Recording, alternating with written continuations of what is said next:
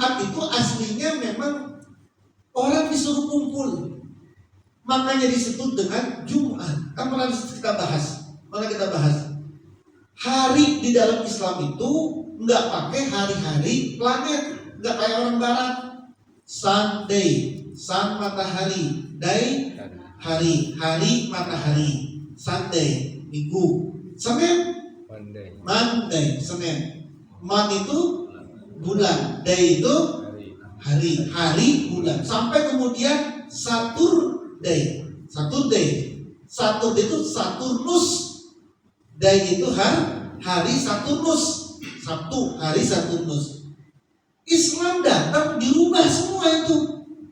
Cukup hari pertama, hari kedua, hari ketiga, hari keempat, hari kelima, hari keenam, hari ketujuh. Yang dalam bahasa Arab hari pertama hari Ahad, dua Isnain jadi Senin, Selasa jadi Selasa, Arba'ah jadi Rebo, Khamis jadi Kamis, 6 Jumat. Kumpul, bukan sitah. Hari Jumat bukan hari sitah, bukan hari ke-6, tapi disebutnya adalah hari Jumat. Sabtu Sab'ah, hari ketujuh. Nah, hari yang ke-6 diganti bukan hari ke-6 tapi hari Jumat, karena hari itu orang-orang pada kumpul di satu tempat pada siang hari.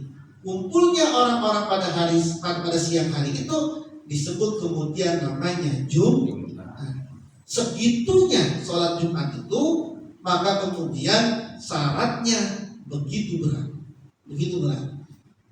di kita ini, di Imam Syafi'i. Nah, terus persoalannya sekarang adalah bagaimana kondisi kedudukan Jumatan yang ada saat ini?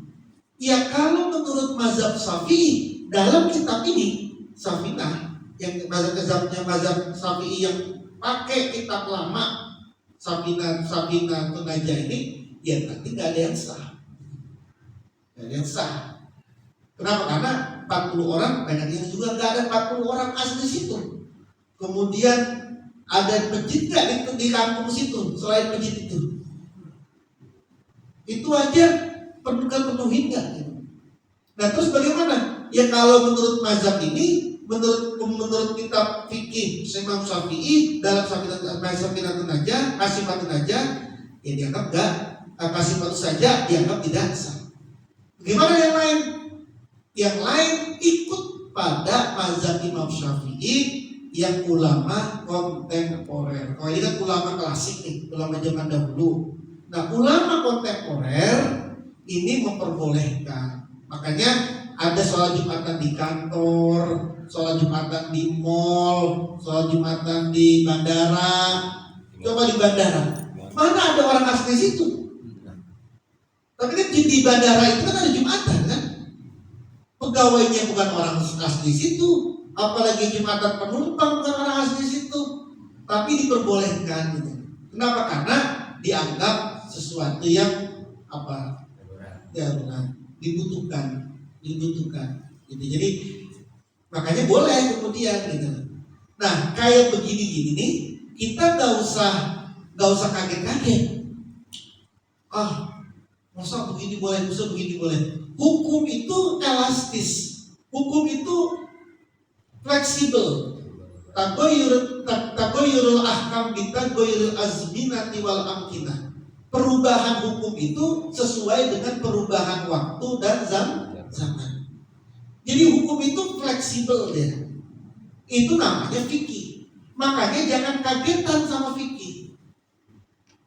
Menurut kitab ini gak boleh itu, batal itu, gak sah semua. Iya, menurut kitab itu. Tapi menurut fikih yang lain boleh. Imam Syafi'i juga, mazhab Syafi'i juga yang membolehkan. Jadi fleksibel itu, fleksibel. Jadi gak usah kagetan soal kayak gini-gini. Tinggal kita yakinin yang mana. Kalau kita keyakininnya, ya sudah pakai aja ke diri sendiri gitu. Itu yang saya ceritakan tadi. Kiai-kiai kita itu nggak juga melarang ada masjid baru dibikin, ada masjid baru buat Jumatan nih, dibikin baru, lalu kemudian langsung menentang atau demo atau langsung caci maki. Nggak boleh tuh. nggak sah itu sholat Jumat di situ, nggak ada juga yang kita begitu. Ya sudah didimin saja. Ya sudah. Kenapa? Karena ya sudah mungkin dia pakai kiai yang lain yang menganggap boleh, gitu kan? Dia mungkin nanya sama kiai yang lain, yang kiai itu lain, yang kiainya itu menggunakan kitab yang lain. Ya sudah, memang ada yang memperbolehkan, kan itu saja. Tapi buat dia pribadi, buat beliau pribadi, nggak mau beliau, nggak mau. Nah jadi fikih memang seperti itu, fikih memang seperti itu. Kita ini Imam Syafi'i, iya mazhab kita Imam Syafi'i, tapi mazhab Syafi'i sendiri itu beda-beda. Ulamanya, ulama zaman dahulu mazhab Syafi'i sama ulama zaman sekarang beda-beda pendapatnya meskipun sama-sama di mazhab Syafi'i. Jangan juga kemudian kalau gitu gak pakai mazhab-mazhaban, ngapain kita mazhab-mazhaban, langsung aja ke Rasul, tambah gila lagi tuh kan. Mana bisa dia langsung gak usah saya pakai mazhab-mazhab Syafi'i, gak usah saya pakai mazhab-mazhab Maliki, langsung aja ke Rasul. Iya makin kagak bener itu kan. Emang dipikir Syafi'i kagak pakai Rasul, emang dia Maliki nggak pakai Rasul, semuanya juga pakai Rasul gitu. Semuanya juga, kita ini nggak bisa nyambung ke sana kecuali ikut lewat mana, kecuali kita punya kemampuan untuk ijtihad. Panjang ini nanti urusannya, panjang nanti kemampuannya. Ijtihad itu kayak orang, Anda pengen ke dalam, nggak mau lewat sini, nggak mau lewat sono, nggak mau lewat sini. Ya kalau nggak mau lewat sini, lewat sono, saya pakai mau tiba-tiba pakai saya main ke dalam, tapi nggak mau lewat sini, nggak mau sono. Ya kalau nggak mau lewat sini, nggak mau lewat sana, bikin jalan sendiri bisa nggak? Kalau bisa bikin jalan sendiri, ya silahkan bikin jalan sendiri. Tapi kalau nggak mampu bikin jalan sendiri, ikut saja jalan yang sudah ada. Sama kayak begitu. Anda mau ikut jalan kemana? Jalan Rasul, iya, jalan Rasul. Tapi ikut jalannya siapa? Ya jalan saya sendiri. Anda bisa bikin jalan sendiri kan? Kalau bikin jalan sendiri itu Qurannya khatam apa enggak? Anda ngerti Quran enggak? Ulumul Qurannya enggak? Hadisnya enggak? Mustalah hadisnya enggak? Anda ngerti ilmu nahwu enggak? Kemudian Anda ngerti ilmu balaghahnya enggak? Manteknya enggak? Anda ikut sejarahnya enggak? Anda ngerti ilmu fikihnya enggak? Anda ngerti faedah usul fikihnya enggak? Anda paham enggak semua ilmu-ilmu ini? Kalau kemudian enggak ngerti, baca Quran juga masih belum, pakai terjemahan, lalu kemudian enggak, saya mah langsung ikut jalan Rasulullah. Itu namanya orang bikin jalan, tapi pakai jalan siapa? Saya kan ikut hadis Rasul, saya kan ikut Rasul. Ikut Rasul itu melalui siapa? Hadis. Hadis juga ada rawaknya, ada rawak Abu Hurairah, ada rawak Muslim, ada Imam Bukhari, ada Imam Muslim. Anda itu dapat hadis itu pasti melalui riwayat. Riwayatnya siapa? Berarti melalui riwayatnya riwayatnya Imam Muslim, riwayatnya Imam Bukhari. Kan sama aja, berarti kan ikut jalannya Imam Bukhari. Kecuali Anda dapat langsung dari Nabi, tapi kan nggak bisa lahirnya kita. Nah, gitu ya. Jadi Jumatan sebegitunya dalam Imam Syafi'i itu karena memang di dalam mazhab Syafi'i diinginkan umat Islam itu punya kesatuan bersama. Jadi sebenarnya sih enak banget andaikan masjid-masjid yang ada di Indonesia ini sama seperti masjid yang ada di Masjidil Haram misalnya. Di Masjidil Haram itu kan di sekitarnya banyak masjid-masjid. Tapi ketika Jumatan semuanya ada di Masjidil Haram. Di Masjid Nabawi di pinggir-pinggirnya Masjid Nabawi itu banyak masjid juga. Tapi ketika Jumatan semua nggak dipakai. Kumpul semua di satu titik, namanya Masjid Nabawi. Nah kita andaikan ikut pada Imam Mazhab Syafi'i ini, pasti kita punya satu masjid yang besar di satu kampung, yang besar, yang dimana satu kampung, satu kelurahan, kalau Jumatan akan datang semua ke situ. Kayak bagaimana keadaan syiarnya Islam itu. Sekarang kan nggak terpisah-pisah, ini. Karena memang kalau semangat jauh banget soalnya mah bikin aja di sini. Kalau semangat di sana bikin di sini kan begitu pertimbangannya. Iya gitu ya. Nah ya, jadi ini 6 syarat daripada sholat Jumat. Mudah-mudahan bisa dipahami dan dapat manfaat. Amin. Al-Fatihah. Iya, makanya. Assalamualaikum.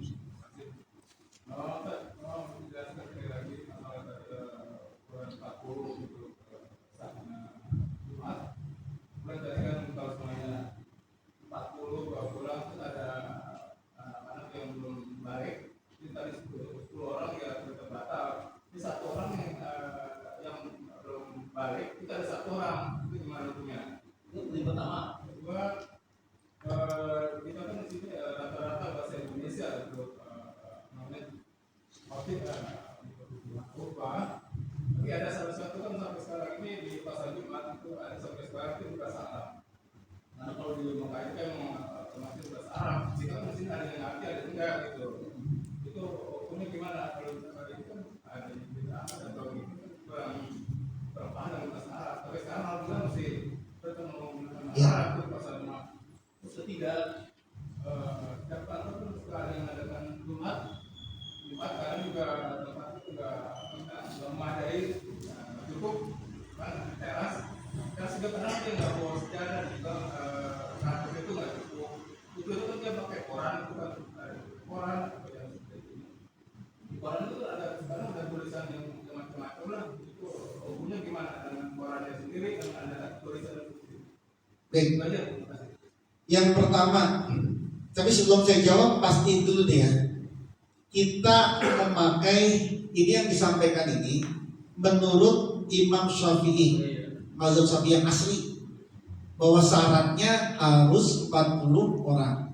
Ini harus dipahami dulu nih. Jangan nanti dicampur-campur nih sama yang lain gitu ya. Menurut Imam Syafi'i, mazhab aslinya 40 orang laki-laki yang balik. Kalau ada 39 orang laki-laki yang balik, kemudian satu orang anak kecil, satu orang dikurang satu, Jumatannya tidak sah. Kita hitung nih, berapa orang nih? 29, kurang satu, belum boleh. Cari dulu siapa nih? Oh si Ambo mau masih di rumah, tarik ke Jumatan, tarik biar ini genepin. Ini cuma lihat 40, tapi ada bocahnya 10 ini. Gak sah itu 30. Cari yang pada kagak Jumatan orang sini tarik semua. Suruh Jumatan. Kalau dia kagak Jumatan kagak sah di sholat Jumat semua di sini nih. Meskipun kurang satu nih, pakai gatal. 40 orang nih.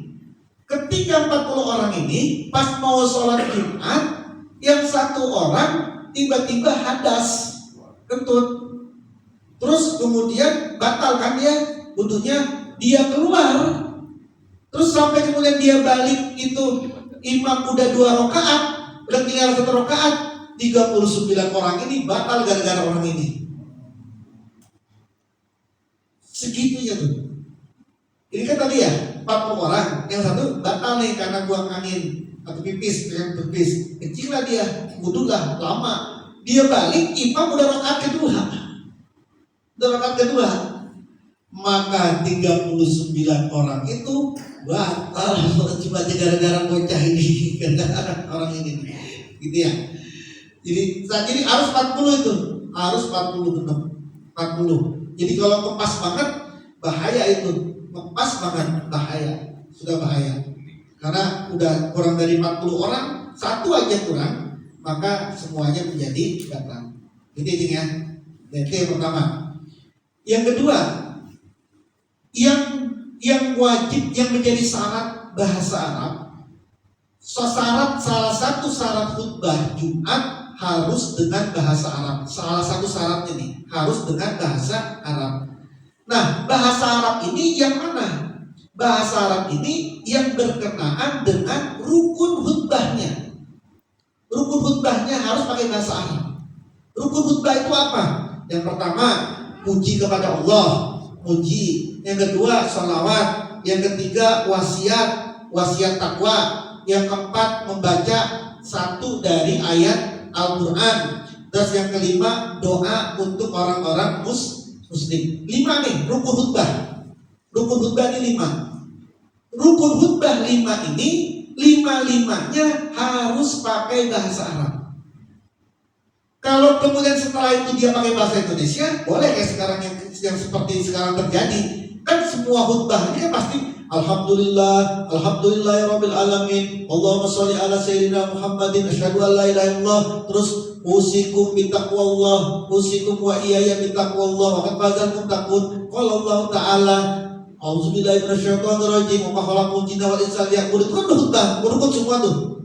Terus kemudian nanti pas pas khutbah keduanya ada salawat Allahumma sholli ala sayyidina Muhammad, lalu kemudian doa Allahumma ighfir lil muslimina wal muslimat wal mu'minina wal mu'minat wal muhsinina wal muhsinat. Itu kan bahasa Arab semua. Maka sah sholatnya. Sah khutbahnya. Kenapa? Karena yang wajib, yang menjadi syarat sahnya khutbah Jumat, salah satu syarat khutbah Jumat itu harus pakai bahasa Arab. Nah, yang pakai bahasa Arab ini yang berkenaan dengan rukun khutbah.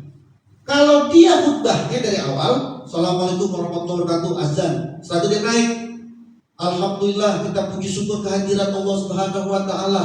Terus salawat dan salam kita curahkan kepada Rasulullah. Saya berwasiat kepada Anda semua untuk menjalankan takwa. Itu kan pakai bahasa Indonesia tuh. Gak sah khutbahnya itu. Gak sah. Dia yang rukunnya harus menggunakan bahasa Arab. Atau doanya, ya Allah ampunilah dosa seluruh, ampunilah dosa orang-orang muslim, muslimat, mukminin, mukminat, muhsinin, muhsinat, yang hidup maupun yang mati. Pakai bahasa Indonesia kan doanya itu nggak sah ini, nggak sah. Harus pakai bahasa Arab. Kalau dia pakai bahasa Arab juga, pakai bahasa Indonesia juga, maka itu sah. Maka hati-hati nih, maka diperhatiin nih. Kalau ada orang khutbahnya tidak menggunakan, tidak tercapai 5 ini, rukunnya tidak terpenuhi, alhamdulillahnya, sholawatnya, wasiat takwanya, membaca Al-Quran, salah satu Al-Quran, lalu kemudian membaca doa buat orang muslim. Kalau ada 5 ini, salah satu 5-nya ini gak dipenuhi sama dia, maka ada sholat zuhur, gak bisa sholat Jumat itu. Khutbahnya sudah gak sah, udah gak sah. Jadi misalnya gini, dia khutbahnya gini, Alhamdulillah Rabbil alamin, syahadu an la ilaha illallah, syahadu Muhammad Rasulullah, Allahumma sholli ala sayyidina Muhammadin, amma ba'du.